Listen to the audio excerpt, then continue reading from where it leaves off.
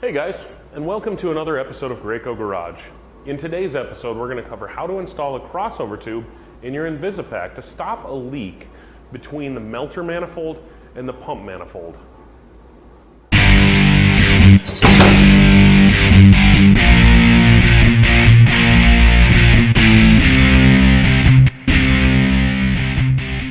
The InvisiPac Generation 1 and some of the InvisiPac Generation 2 units were installed with only an O-ring between the melter manifold and the pump manifold to seal the adhesive path.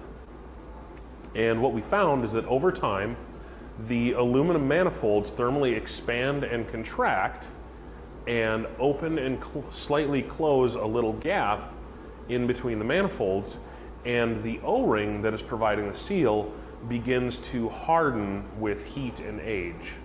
And that hardening O-ring now doesn't seal as well as it used to and starts to create a leak path in between the two manifolds. So as a fix to this, we came out with a crossover tube. Now, this crossover tube has the O-rings on the outside of the cylinder with a self-locating flange right in the center. And that self-locating flange holds the crossover tube right between the two manifolds, but now these two O-rings are allowed to slide just a little bit with the expansion and contraction of the two manifold bodies on either side, providing a more positive and long-lasting seal. All right guys, so let's dig into the tools we're going to use today. So here we've got a 7/16 inch wrench for the nuts and bolts on the body of the melter. We've got a 3/8 inch wrench to take off the shroud and front access panel. We also have a ratchet with the 7/16 and 3/8 inch sockets with an extension for those hard to reach nuts and bolts.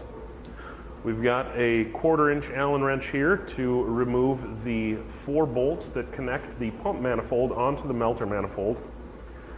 Then we've got the crossover tube that we're going to be installing today, as well as some O-ring picks to aid in the removal of the old hardened O-ring and help position the new crossover tube.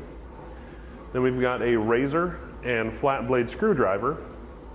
These two are going to help us really just clean up the mess and clean up some of that old adhesive that's leaked all over the unit. And then lastly, we've got the gloves and our heat reinforced gloves. I'm going to use the heat reinforced gloves today because I'm going to be working on real hot parts with liquid adhesive, and some of those parts I'm not going to be able to set down if it starts to get hot, so I want that extra thermal insulation today. All right, so the first thing we want to do is remove the shroud so that we can get a better look at what the leak looks like. For that, I'm going to be using the 3/8 inch wrench and socket.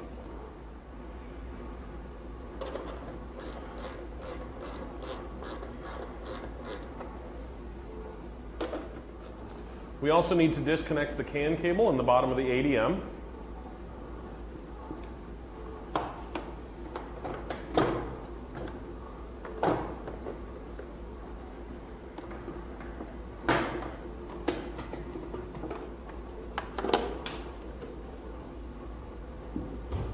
All right guys, so the next thing we need to do is take off the rear guard assembly.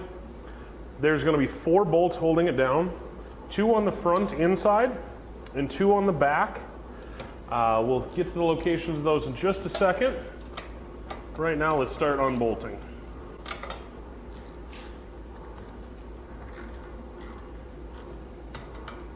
So we've got the 2 on the inside removed.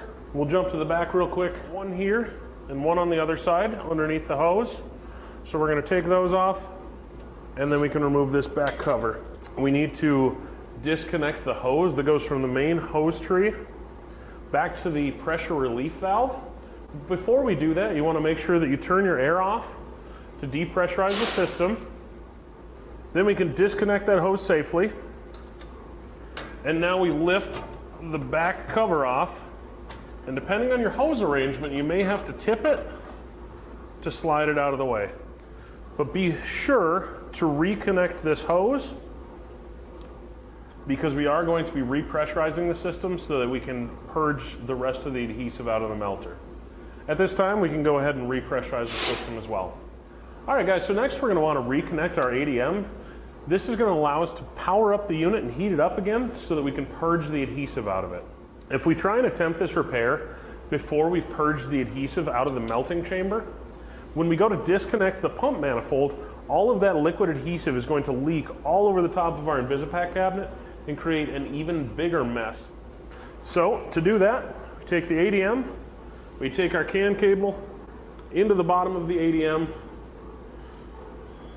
That's going to begin it powering up. First things first, let's go ahead and enter the system setup.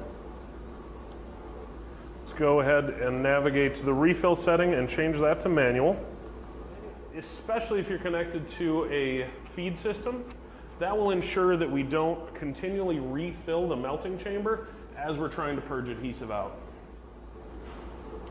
Then when we go back to the home screens, start powering up. All right, so the next thing we're going to want to do is navigate over to the PC control, hit the purge button so that we can purge out all of that liquid adhesive that's still in the melter.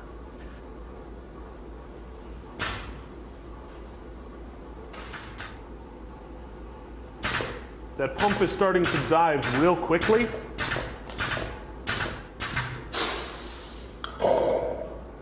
At that point, it's a safe time to depressurize the system. Now we'll de-energize it to let you know that it's the crossover tube. You can sometimes see adhesive right in this seam right here. If we take the O-ring pick in this channel and scrape along the top, we'll get adhesive that comes out, and that's a definite indication that you had adhesive leaking from the crossover tube. We are going to remove the 2 screws that secure the pump to the melter funnel. Then we disconnect the air motor supply as well as the cycle switch cable. And now we're going to remove the over temperature switch leads as well as the depressurization valve air supply line. Now we can start removing the 4 bolts that secure the pump manifold to the melter manifold.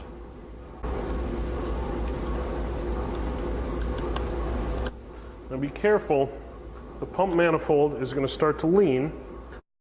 We can lift the pump manifold out of the way and set it down so we have a nice area to work.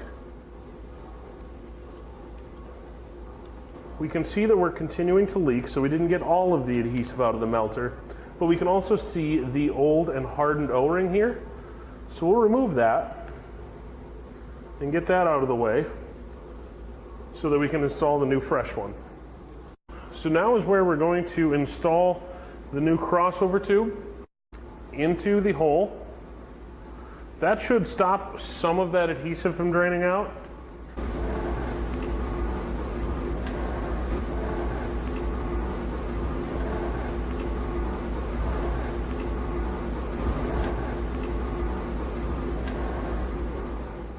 And now let's reinstall that new O-ring.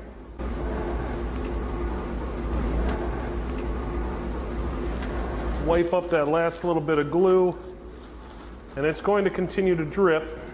So I'm going to go ahead and put this melter manifold back into place real quickly. So then we line up that crossover tube. Now that we have that crossover tube installed, that'll prevent any more adhesive from draining out.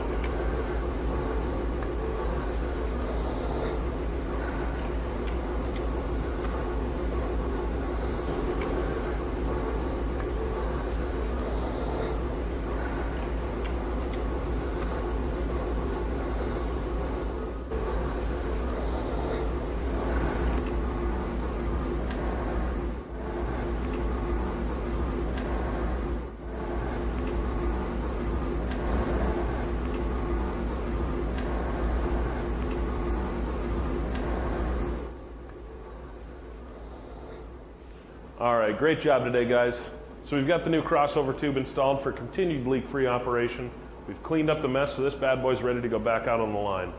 As always, thank you for joining me today, and we'll see you next time in another episode of Graco Garage.